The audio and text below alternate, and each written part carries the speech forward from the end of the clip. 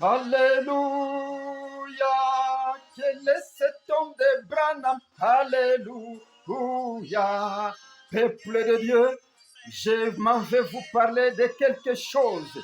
Je suis le témoin de Branham au Rwanda. Beaucoup me demandent, témoin de Branham, comment tu adores? Tu adores qui? J'ai une réponse aujourd'hui. Je vais vous dire ceci. Ils me disent que moi j'adore l'homme qu'ils appellent William Marion Branham. Mais avant que je réponde, je vais vous faire comprendre une chose. Il y a quelque chose qui s'est passé en 1909, le 6 avril. Une colonne de feu est entrée dans une cabane où cet homme qui est sur la photo est né. Cette colonne de feu est retournée sur la terre. La même colonne de feu que Paul vit.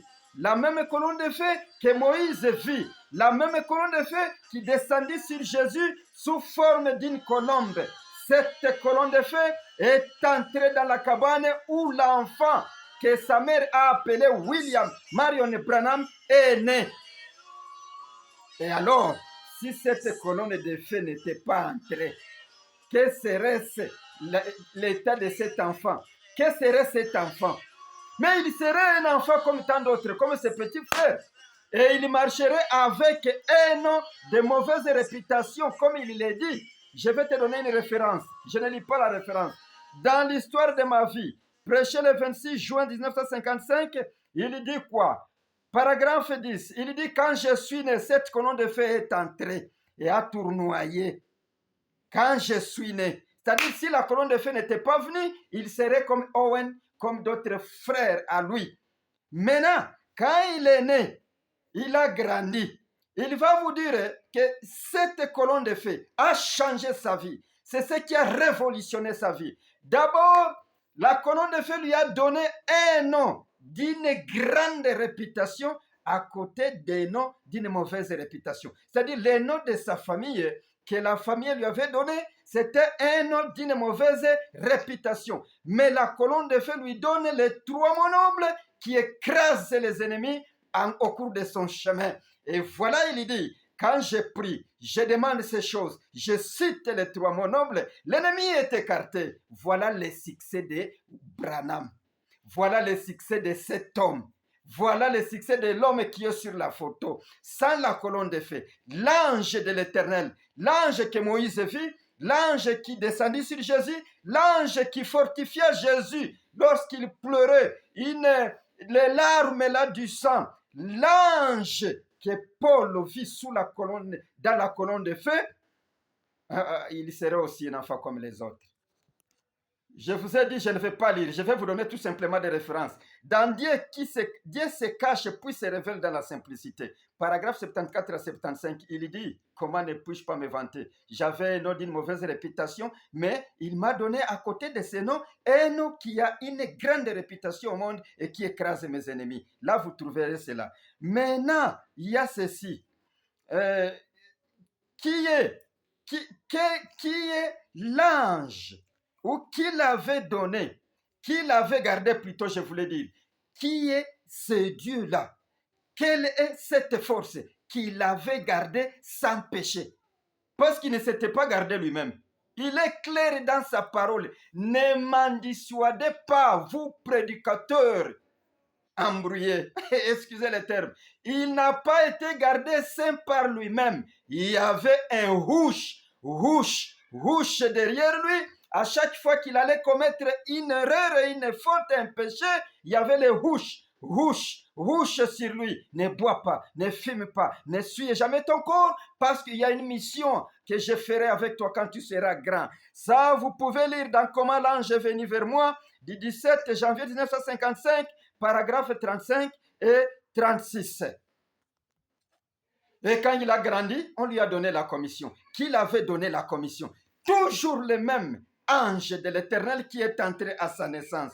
Qui lui a donné sa commission? Vous pouvez lire dans Je serai avec toi comme j'ai été avec Moïse. Écoutez même sa prédication. Je serai avec toi comme j'ai été avec Moïse. Il reprend les paroles de l'ange qu'il a croisé dans la cabane. Je serai avec toi comme j'ai été avec Moïse.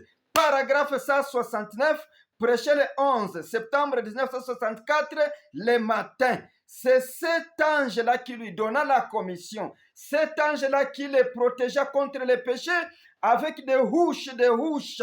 Ne bois pas, ne fume pas, ne suis jamais ton corps. C'est celui qui nous donne la commission, qui opérait maintenant à travers lui, qui rendait, puis manifeste sa commission, qui opérait à travers lui. C'est toujours le même ange qui le protégeait, qui lui donnait la commission. Ça, vous allez trouver où? Vous allez trouver dans accepter. Je vais voir ici. Vous allez trouver ça dans accepter, la voie à laquelle Dieu a pourvu pour ces jours-ci. Prêché le 15 janvier 1963, paragraphe 285. Je suis clair avec vous, je suis témoin de Branham. Je dois vous dire toute la vérité. Je n'ai pas à cacher, je vais vous dévoiler celui que j'adore aujourd'hui. Écoutez, qui opérait à travers Branham, qui opérait à travers l'homme que j'appelle Branham Marion Branham. Vous l'appelez William Marion Branham. Vous lirez là et vous trouverez que c'est toujours le même ange qui les gardait. C'est celui qui opérait. Et Branham vous dit, je ne fais rien sans que cet ange n'apparaisse, sans que cet ange ne soit présent. Ça aussi, vous pouvez lire dans les citernes crévassées, paragraphe 26, paragraphe 129 jusqu'à 130. Prêché le 26 juillet 1964. Il ne faisait rien sans que cet ange lui donne des visions. Il ne faisait rien sans que cet ange apparaisse. Il ne faisait rien sans que cet ange lui montre celui qu'il va discerner. Mais comment? Il faut qu'on se dise la vérité. Tout cela, c'est dans le message. C'est pourquoi je vous donne des références. Maintenant, je pense que vous pouvez aussi être curieux comme moi. Cet ange qui lui apparaissait, qui lui donna la commission, qui le protégea contre les péchés, qui agissait en lui, qui lui a dit que je serai avec toi comme j'étais avec Moïse. Cet ange-là ressemblait à qui? Quelle est sa physionomie? Comment il ressemblait? Branham le décrit. Je vais te dire là où il a décrit. Je disais, Branham me dit, est-ce que on se pose la question maintenant, comme nous parlons de l'ange, est-ce que cet ange ressemblait à Branham? Branham dit non, il a été basané. Et ça, vous allez trouver dans l'ange et la commission, prêché le 21 août 1950, paragraphe 35. Maintenant, son nom, le nom de cet ange s'appelle qui? Selon Branham qui nous prêche, selon Branham qui nous révèle cet ange. Le nom de cet ange s'appelle qui? Il dit que c'est Jésus qui lui donnait des visions. Ça, retenez d'abord ça. C'est Jésus qui lui donnait des visions. Est-ce que l'ange ressemblait à la photo de Hoffman, le Jésus qu'on voit dans les dénominations? Il vous dit dans comment l'ange est venu à moi et sa commission, paragraphe 37, prêché le 17 janvier 1955. Il vous dit quoi? Il vous dit, l'ange qui vient à moi ne ressemble jamais au Seigneur Jésus-Christ. Ne ressemble jamais au Seigneur Jésus-Christ. Et il dit, ceci je le dis avec la permission de cet ange lui-même, du Saint-Esprit. Écoutez, maintenant, qui adorait, après cette analyse que je vous donne, la question persiste. Témoin de Branham, qui adores-tu? Qui adorait entre William Marion Branham et l'ange de l'Éternel qui lui montrait des visions? Écoutez, mes bien-aimés. C'est ici où je vais m'étaler quelque chose ici. Écoutez, quand cet ange voulait habiter dans un corps qu'il créa lui-même à midi, c'est-à-dire Jésus, il donna son nom à ce corps-là. C'était le nom de Sali, le nom Jésus. Il donna un nom à Marie pour que Marie donne ce nom à ce corps qui sera né. Et vous avez l'habitude de dire que c'est le double de Dieu, c'est-à-dire les jumeaux. Ces fils de Marie étaient jumeaux de Dieu. Non, c'est un corps que lui-même a créé, un corps sans péché, pour qu'il puisse habiter dans ce corps et révéler sa parole. Et être au service de la mort, en fait qu'il acquiert le prix. Quel est le prix? qu'il ravisse ses enfants du main du diable, qui étaient dans la poche du diable. Écoutez, quand il lui donna ce nom-là, vous dites que c'est un nom humain. Oui, je suis sûr que c'est un nom humain. Mais c'est Dieu lui-même qui s'appelait comme cela. C'est Dieu lui-même qui est venu avec ce nom. Il lui donne ça à Marie. Et alors, écoutez, dans Jean, ici vous allez lire quoi? Vous allez lire dans Jean 17, verset 6 jusqu'à 20, et puis 26. Il vous dit, Père, je leur ai fait connaître ton nom.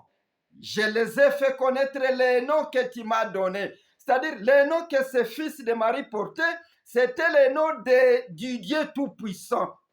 Parce que Jésus l'affirme dans Jean 17, 6, 26. Je leur ai fait connaître ton nom, les noms que tu m'as donnés. Et alors, s'il leur a fait connaître les noms de Dieu à ce moment-là, les noms de l'œuvre salvatrice, les noms de cet âge de l'Église, les noms saints qui devraient couvrir les 7 âges de l'Église pour l'adoration, je voulais dire, ou soit pour la supplication devant Dieu, puisque nous supplions avec des pleurs et des grincements de dents. Oh Dieu, sauve-moi. Oh Dieu, sauve-moi. Mais en dessous là-bas, dans Jean 14 ou Jean 16, descendez au paragraphe 27 ou 23, 26 et ainsi de suite, vous verrez Jésus leur dit, demandez maintenant à ce nom que Dieu m'a donné. Demandez à mon nom et vous recevrez. Alors quand il demandait, quand il priait, quand il s'agenouillait, en ce nom-là, quand il faisait toutes choses en ce nom, il invoquait qui? Il invoquait qui? Moi, c'est ça mon problème. D'abord, répondons à cette question et vous verrez que le témoin de Branham au Rwanda, lui, il a le Dieu Tout-Puissant qu'il adore. Ils adoraient qui? Pensez-vous qu'ils adoraient la chair? Pensez-vous qu'ils adoraient la chair qui a pourri dans la tombe, un cadavre d'il y a 2000 ans? Pensez-vous qu'ils adoraient ça? Non, ils adoraient Dieu parce qu'ils parlaient à Dieu en son nom propre qu'il avait donné à son fils. Ils n'étaient pas des idoles, des idolâtres plutôt. Écoutez la chose. Bien-aimés frères à moi, je vais vous répondre. Jésus-Christ est le même hier, aujourd'hui et éternellement. Ce qu'il fit encore au temps de la fin, il a utilisé un corps produit par les liens du mariage. Un homme que sa famille a appelé William Marion Branham. Il a revêtu cette chair, pas au service de la mort, mais au service de révéler son nom à son peuple qu'il a choisi par-ci, par-là, pour que ce peuple de nations puisse porter son nom. Et c'est cette mission-là que les prophètes, le fils de Charles et Ella, le premier-né de sa famille, va accomplir. Écoutez ce qui se passe. Conduit par cet ange de l'Éternel, protégé par cet ange de l'Éternel, inspiré par cet ange de l'Éternel, vu des visions par cet ange de l'Éternel, tout ce qu'il prophétisa par cet ange de l'Éternel, puisque l'ange de l'Éternel, c'est Dieu lui-même, il lui dit, je serai avec toi, je ne t'abandonnerai pas. Alors, maintenant, voilà la chose simple. Ce qui se passe au temps de la fin, c'est que vous n'avez pas compris peut-être. Voilà pourquoi vous vous interrogez. Dois-je adorer l'homme? Dois-je adorer le fils de Charles et Ella? Dois-je retourner au fils de Marie? Non, même si tu retournes au fils de Marie, il avait le nom de Dieu. Et celui qui nous est apparu au temps de la fin, produit par les liens du mariage, au nom de William Marion Branham, selon vous, il est aussi comme Jésus, le temple de Dieu. Alors, comme il est le temple de Dieu, il doit porter les noms de Dieu, pas les noms familiales. Un nom de mauvaise influence, Dieu l'amène à la montagne Branham Peak. Et quand il l'amène à la montagne Branham Peak, il lui dit, je vais faire quelque chose. Il parle à l'ange de l'Éternel. L'ange de l'Éternel l'amène là, c'est ce que je voulais dire. Il lui dit, tu sais, ton nom est écrit sur cette montagne. C'est quel nom? C'est Dieu qui amène son nom. Dieu veut donner son nom à l'humanité. Dieu, à l'entremise d'un homme né de Charles et Ella par son superbe, un homme né du lien du mariage là, qui lui-même dit, j'ai été gracié d'avoir incarné Dieu. Alors cet homme-là, il l'amène à la montagne. Et cet homme dévoile les noms de Dieu. Les noms que l'ange lui avait donnés en 1946, quand il croisa l'ange pour la première fois pour lui donner la commission d'aller prêcher par tout le monde et que Jeffersonville sera un quartier général où les gens viendront chercher des conseils. L'ange lui dit, tu utiliseras les 3 mots nobles. Maintenant, allons-y à la montagne. Il dégage les 3 mots nobles qu'il avait, qui étaient supérieurs au nom de Jésus. Pourquoi? Parce que Jésus était venu dans la mission de révéler son nom à son peuple, dans la mission de révéler son nom à ses enfants. Maintenant, à la montagne, Branham pique. Il amène son prophète pour accomplir Ésaïe 62, pour accomplir Ésaïe 55, 6, 56, 6, 5, pour accomplir le reste des Écritures et pour accomplir Apocalypse 10, 1, 6. Alors, à ce moment-là, il l'amène à la montagne, Branham pique. Ça, vous allez trouver dans ce tenir à la brèche, paragraphe 139 jusqu'à 157. Vous verrez quoi? Une scène se produit. L'ange de l'Éternel qui le conduisait, l'ange de l'Éternel qui le protégeait, il lui dit, ton nom est écrit partout là. Un autre différent du nom familial, un autre différent du nom qui lui collait une mauvaise réputation. Un nom à 3 mots nobles, B-R-A-N-H-A-M. M-A-R-R-I-O-N. B-R-A-N-H-A-M. Et cela, doit rester comme cela. Si vous avez des doutes, retournez à la montagne. C'est ce qu'il lui a dit. Maintenant, s'il donne son nom à l'entremise d'un prophète, et que ce nom soit le nom des Élis choisis au temps de la fin, les peuples des nations pour porter ces noms. Les peuples des nations, y compris les témoins de Branham, nous adorons qui? Là, j'adore qui?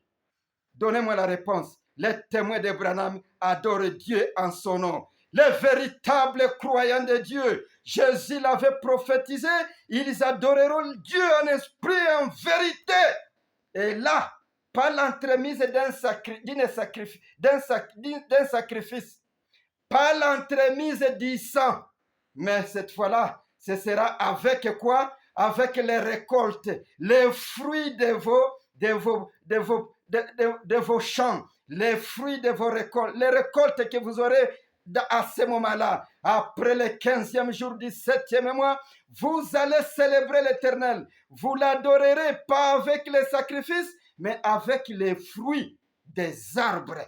Alors nous adorons. On ne pleure plus. On ne crie plus. Ce n'est plus le sang, oh sauve-moi. Aujourd'hui, c'est Dieu, gloire à toi, ô Éternel des armées, parce que tu es venu, tu as pris le livre, tu as brisé les sceaux, tu nous as donné la rédemption, tu nous donnes aussi ton nom. Les témoins de Branham l'adorent.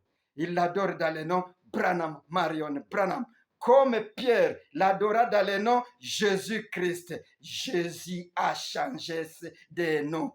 Après la mort, la résurrection, il est monté au ciel, il est revenu sous forme de la colonne de feu. Paul est témoin. Il l'a vu, il était redevenu la colonne de feu. Où était la chair de Marie? Cadavre parmi les cadavres. Paul l'a vu. Paul n'a pas vu la chair au ciel. Vous, adorateurs de la chair du ciel, Paul n'a pas vu la chair au ciel. Paul a vu la colonne de feu, c'est-à-dire l'ange de l'Éternel qui marche dans la colonne de feu. Il avait déjà quitté la chair qu'il créa. Il avait déjà consumé ses sacrifices, Jésus, consumé par le feu du Saint-Esprit. Et alors il était redevenu la colonne de feu. Il était redevenu la colonne de feu. Il l'a quitté. Et Jésus a dit, Père, Père, pourquoi m'as-tu abandonné? Alors le Père a quitté. Le Père est rentré sous forme de la colonne de feu. Il a utilisé l'homme que sa famille a appelé William Aaron Branham. Il lui a donné les noms, comme il donna les noms à Jésus. Et alors, les témoins de Branham a eu les noms de l'adoration. J'adore Dieu selon les vrais adorateurs qui adorent Dieu en esprit et en vérité. Ce n'est pas en chair. Shalom, c'était le témoin de Branham.